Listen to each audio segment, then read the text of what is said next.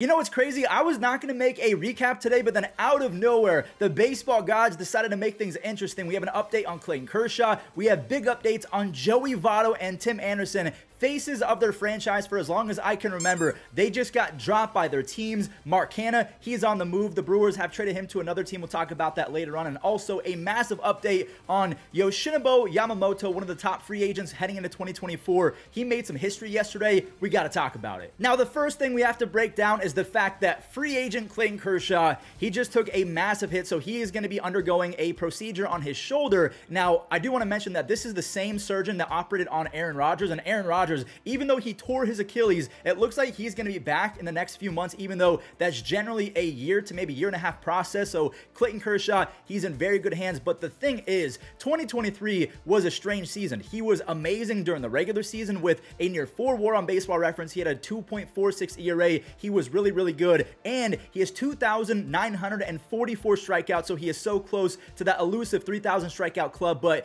he was terrible in the postseason. And now he's got shoulder surgery at nearly 36 years old. What is the market for Clayton Kershaw going to be? I hope that he stays with the Dodgers, but then again, he's from Texas. Could you imagine if he went to the Rangers and now you have a three-headed monster in Jacob deGrom, Max Scherzer, and Clayton Kershaw? How many Cy Youngs is that? That's a lot. Now, before we talk about the updates on Tim Anderson and Joey Votto, let's talk about the Tigers trading for left fielder Mark Canha. So in return, the Brewers are getting a reliever, Blake Holub, and I'll go ahead and show him real quick. So he's 25 years old. He's a big human, 6'6", 230 pounds. If we take a look at his 2023 stats, he had a 3.03 ERA in 48 games, so he is not a starter. He had a 10.5 strikeouts per 9. He didn't walk a lot of guys, only a 2.3 walks per 9, which was way better than before because he used to walk a lot. So it definitely looks like he's a project, but the Brewers, that's what they do. They improve pitchers. What can I say? Mark Canha, he is going to the Tigers. Now, the one question I have about this before we talk about Mark Canha as a player, what does that mean for the bad man, Akil Baddoo? He's their left fielder. He's much better defensively. He's a better athlete. But I think that we can all agree that Mark Canha is a better baseball player right now than Akil Baddoo. So in 2023, Mark Canha, he had a 355 on base percentage. And if we go down here, I already did all the stats. From 2019 to 2023, he's had a 370 on base percentage and a combined 122 OPS plus. He's actually top 10 and on base percentage since 2019. So he's not going to play the best defense. He's still kind of good on the bases, but offensively, really all that he's going to do is get on base at a high clip. The power is all right. I think his career high was 26 back in 2019, but that was with the juice ball. So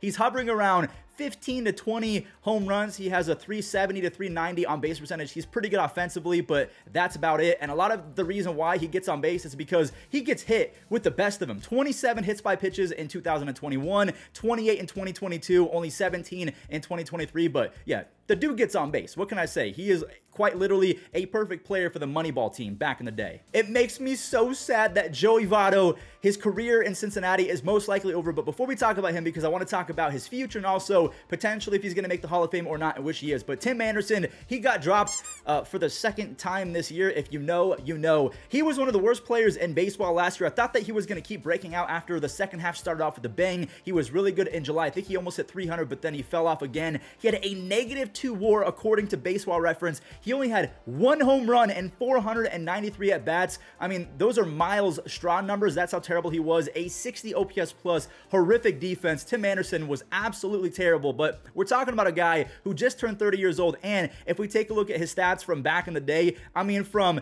2019 to 2022, that's a lot of baseball, over 1,500 at-bats. The dude combined for a 318 batting average with the 122 OPS plus. Again, that was the same OPS plus as Mark Canha, which kind of shows just how underrated Mark Canha is. Tim Anderson, when he is clicking, he is one of the best contact hitters I've ever seen, but ever since his 2023 start to the season and then he got rocked by Jose Ramirez, he's kind of just been given a lot of slack, and now that he's no longer on the White Sox, you guys have to let me know. They declined a $14 million option. How much is Tim Anderson going to get? Where is he going to play? I mean, right now on paper, I have no idea who would want a shortstop that's probably thinking that he's worth at least $10 to $15 million, but he wasn't very good. So what is Tim Anderson thinking? I don't know. I'm not Tim Anderson. Joey Votto's option was not accepted by the Reds. That means he is now a free agent, and I really hate that his contract kind of turned into one of the worst I've seen in quite some time. But over the last few seasons, again, it's not been very good, aside from his breakout Fountain of Youth season back in 2021, in which he exploded for 36 home runs and a 139 OPS plus.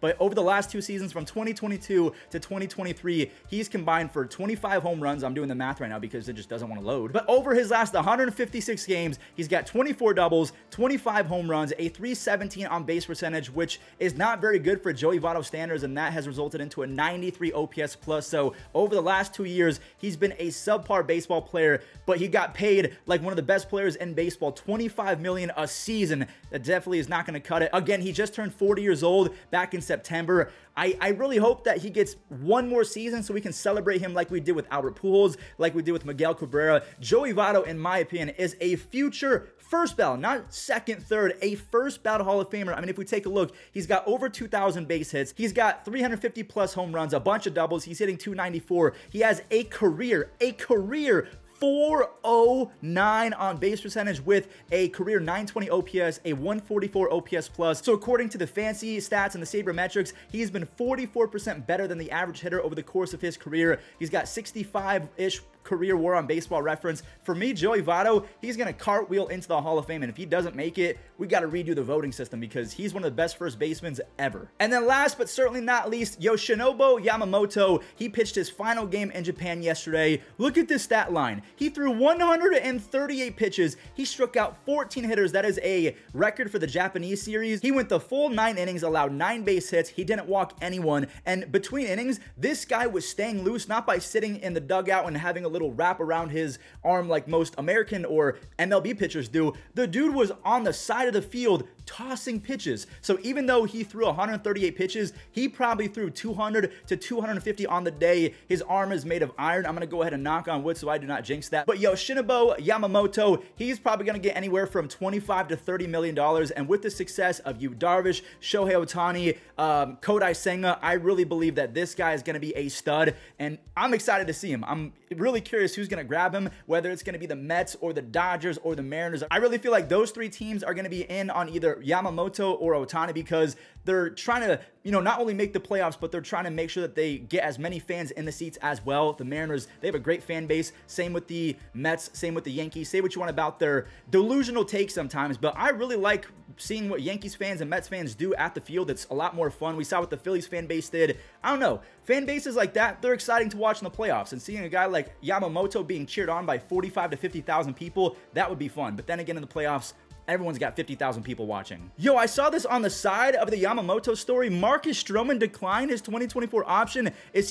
That doesn't seem very smart because he logged a 3.95 ERA in 2023, which sounds pretty good, but he was terrible in the second half. So in the first half, he had a 2.28 ERA and he made the All-Star team. In the second half, he had an 8.29 ERA in 11 games. So he's banking on the fact that he was injured in the second half with some blisters and different stuff like that. I don't know, maybe he's making the correct decision, but for me, I feel like $21 million would have been a solid point for Marcus Stroman. So he has declined his option. It's official that Cody Bellinger has declined his option. I think that Erod, Eduardo Rodriguez just opted out as well. Same with Justin Turner. So there's a lot of good free agents, and it all kind of happened suddenly. So it's going to be a fun offseason. But that's going to do it for today's recap. Thank you all so much for bearing with my kind of low effort edits the last few days. I'm currently in the process of moving. I promise you, I'm not just being lazy. I am moving. So thank you guys for being patient with me. I'll catch you in the next one.